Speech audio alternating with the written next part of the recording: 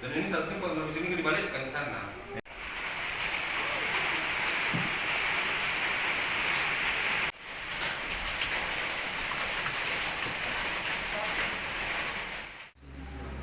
Oh ya baik, sebagaimana kita ketahui ada dalam kasus ini ada korban ini ya, pencabulan dan predator.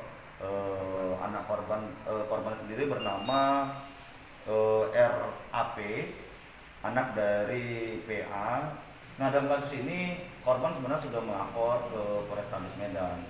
Nah kronologisnya sedikit disampaikan bahwasanya kejadian itu pada tanggal 23 Agustus ya, 23 Agustus ya, tidak jauh dari sekarang. Nah korban itu yang masih berusia 10 tahun.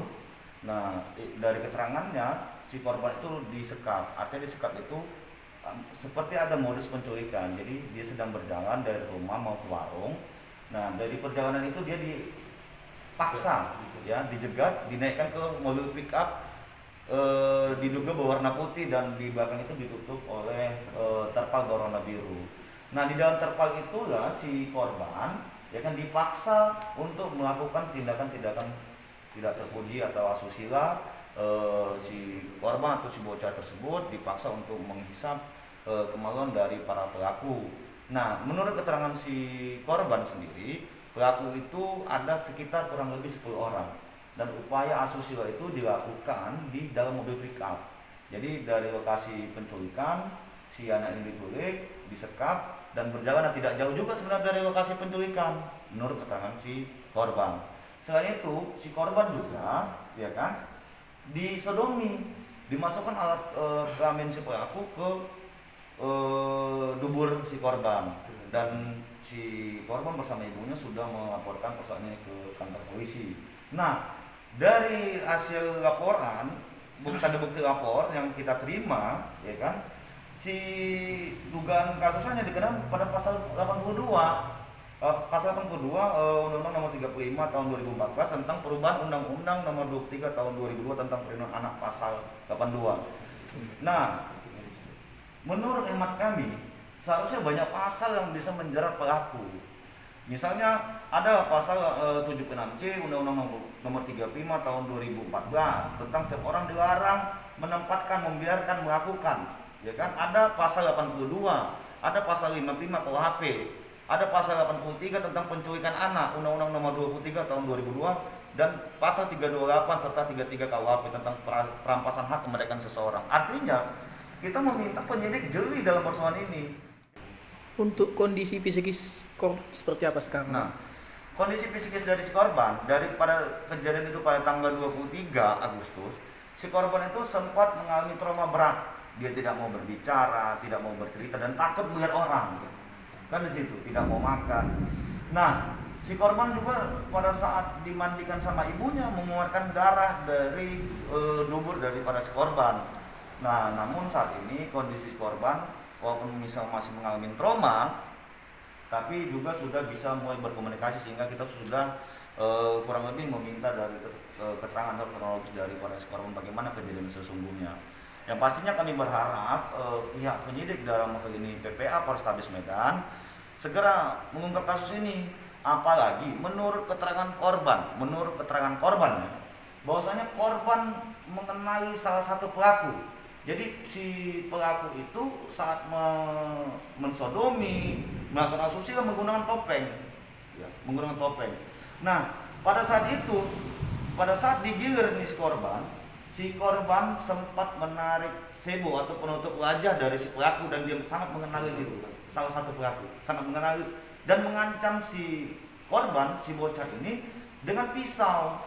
Dan ucapan salah satu pelaku itu adalah, jangan pernah kau sampaikan sama bundamu, kalau tidak bundamu mati. Artinya ancaman itu dan pada si korban disampaikan karena dia mengenal keluarga si korban.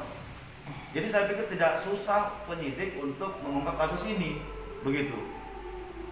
Izin Pak, tambahan sedikit, berarti kalau dari pengakuan si bunda korban bahwa orang terdekat bisa dibilang keluarga kah atau gimana? Ya, dari keterangan keluarga korban, baik si korban, sebelumnya si korban sama ibunya ini tinggal menumpang di rumah kenalannya.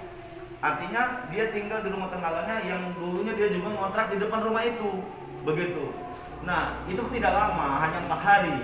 Nah di hari keempat itulah si korban dilakukan perbuatan asusila hingga sodomi. Saya pikir ini kasusnya sangat luar biasa ya, lebih daripada 10 orang disodomi rame-rame dan dipaksa mengisap kemaluan si pelaku secara rame-rame, dan itu bergantian, dan itu dilakukan di dalam mobil pickup. Pak, ini kan Bapak mengatakan ada 10 orang terduga pelakunya nih. Apakah bisa kita duga ini dari komunitas penyuka predator anak? Nah, kita belum bisa pastikan apakah si pelaku ini bagian dari komunitas predator. Tapi menurut dari keterangan si korban bahwasanya lokasi tinggalnya itu ya, yang pertama tempat sarang narkoba, ada tempat minum-minuman alkohol seperti minum tua, begitu. Jadi sangat memungkinkan bahwasanya menurut hemat pikir kami lingkungan itu juga tidak sehat, begitu. Lingkungan tidak sehat sehingga memang polisi atau penyidik dalam hal ini selain mengungkap kasusnya juga bertanggung jawab untuk memulihkan psikologis dari si korban. Jadi bukan hanya mengungkap kasus, bertanggung jawab untuk memulihkan psikologis dari si korban. Apa langkah Bang seharusnya?